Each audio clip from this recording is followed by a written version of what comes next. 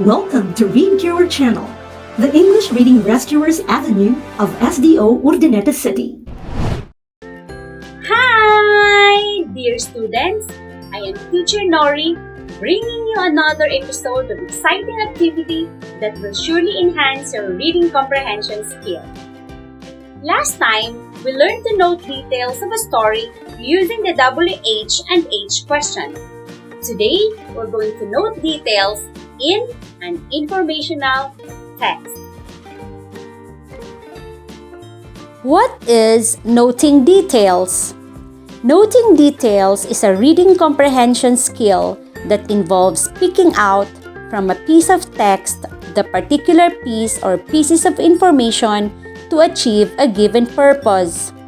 It is a technique that allows the readers to understand characters, events, situations, ideas, concepts, dates, reasons, or processes highlighted by authors or writers. What are details? Details are pieces of information that support the main idea. They tell something about people, event, situation, idea, concept, date, reason, or process. How do we note details in an informational text? Let's define informational text. Informational text is non-fiction writing. It is typically found in magazines, science or history books, biographies, autobiographies, and instruction manuals. It aims to inform, instruct, or persuade the reader by giving facts and information. Its purpose is to describe a place or situation by using facts or retell events which may already happened in time order. It also classifies, describes, or gives facts and information about people, animal, a thing, or phenomenon. It also gives instruction on how to make or do something. Understanding informational texts requires us to take note of the key details presented in them. There are two types of details in informational text: the implicit details and the explicit details. Implicit details are used to describe or define a general state. These are the details that we can't really see. They are not directly stated. On the other hand, explicit details are the specific details that we can see and are measurable. These details are clearly stated. Let's read a paragraph to further understand the difference between implicit and explicit details. Please read with me. Fort Santiago was a Muslim village when the Spaniards first landed in Manila in May 1570. Today, it is a historical site which shelters the Rizal Shrine. This was the place our national hero spent his last days and where his writings are now kept.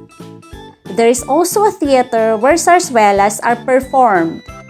Old cars used by the Filipino leaders are kept on display in this place. Now, let's pick out the details in the text we read. These are the following. Fort Santiago was a Muslim village before Spaniards landed in Manila in May 1570. It shelters the Rizal Shrine. It is where Rizal spent his last days. It is where Rizal's writings are kept. It is where zarzuelas are performed. It is where old cars used by Filipino leaders are kept. These are the details that we have picked out from the text which are directly stated. These details are what we called explicit details. Explicit details are the specific details that we can see from the text. They are directly and clearly stated.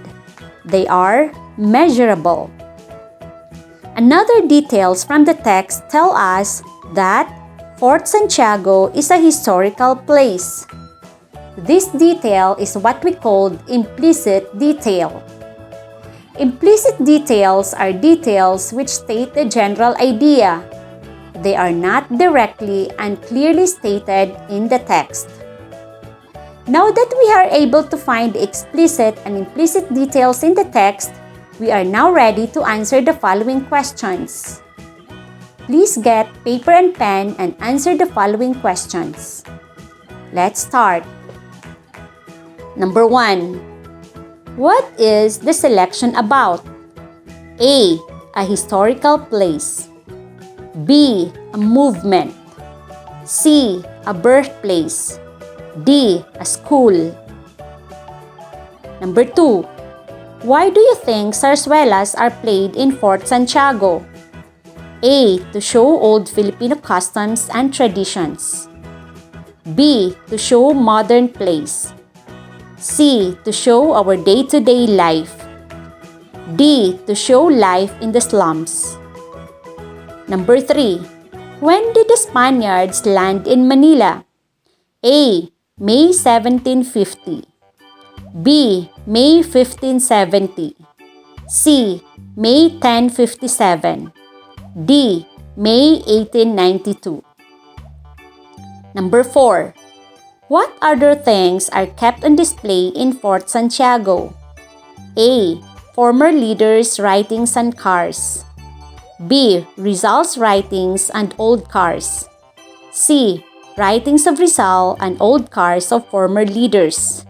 D. Writings of the Spaniards and old cars. Number 5. Which statement is true? A. Muslims are the owners of Fort Santiago. B. Muslims used to live in Fort Santiago before Spaniards came in Manila. C. Muslims are not allowed to visit Fort Santiago. D. Spaniards ousted Muslim villagers in Fort Santiago when they came in Manila. Now, let's see if your answers are correct. Let's go back to the given questions. The answer in question number 1 is A. A historical place. The answer in question number 2 is A. To show the old Filipino customs and tradition. The answer in question number 3 is B. May 1570. The answer in question number 4 is C. Writings of Rizal and old cars of former leaders. And the answer in question number 5 is B. Muslims used to live in Fort Santiago before Spaniards came in Manila. Did you get all the correct answers? Very good! Now, let's try another text. Again, take note of the explicit and implicit details in the text. Let's read the text. Again, please read with me. Money is one of the greatest inventions made by man.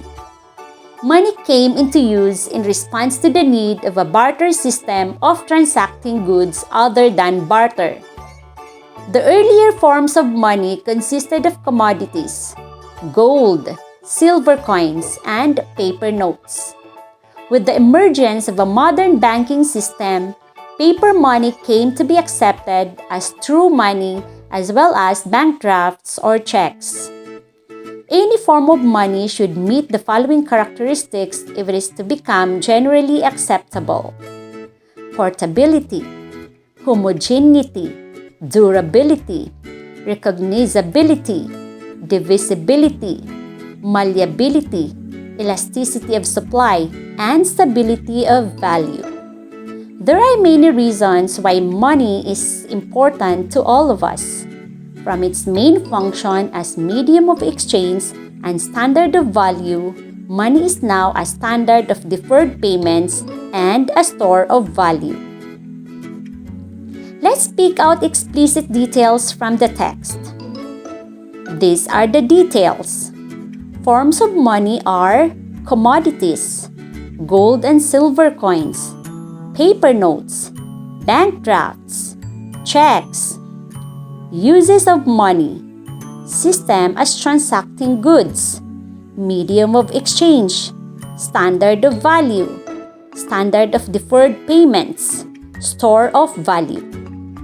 Characteristics of money: portability, homogeneity, durability, recognizability, malleability, elasticity of supply, and stability of value. These details are the explicit details. The implicit details are: money is one of man's greatest invention. Money comes in many forms. Money has many uses. Money is very important to man. Now, using these explicit and implicit details that we have picked out from the text, let us answer the following questions. Number 1. What is the selection about? A. The invention of man. B. The importance of money. C.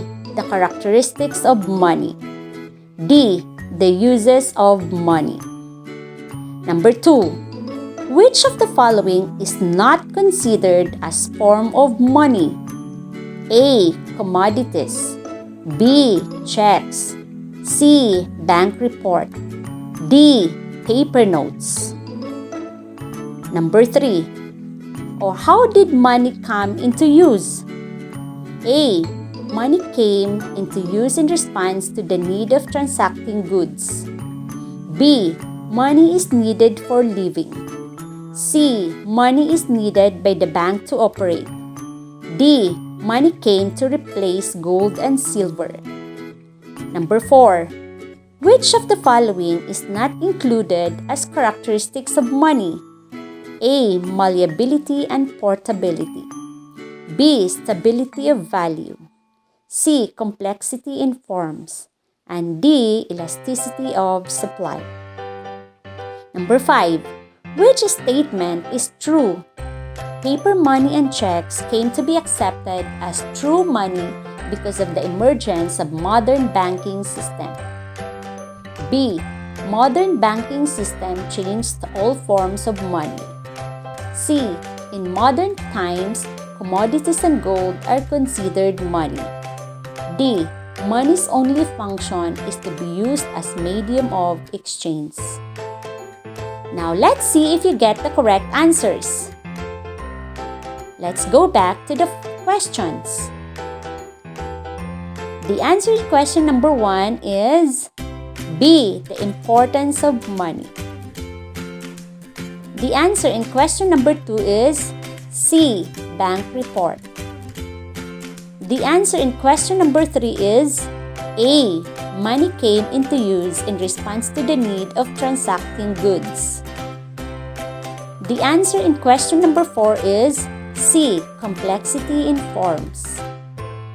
The answer in question number 5 is A. Paper money and checks came to be accepted as true money because of the emergence of modern banking system. Did you get all the correct answers? Excellent job! To note details in informational texts effectively, remember these tips. First, internalize and read the text carefully. Read with full understanding. Second, always remember to pick out what is important. Look for right details. You don't have to write everything. You only have to spot for the keywords. Third, organize the details that you have by jotting down or highlighting the text.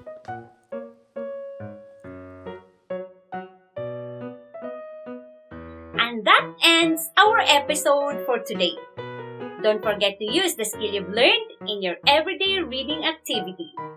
Again, this is Teacher Nori, your reading rescuer for today. Always remember, reading makes you smart. Thank you for watching!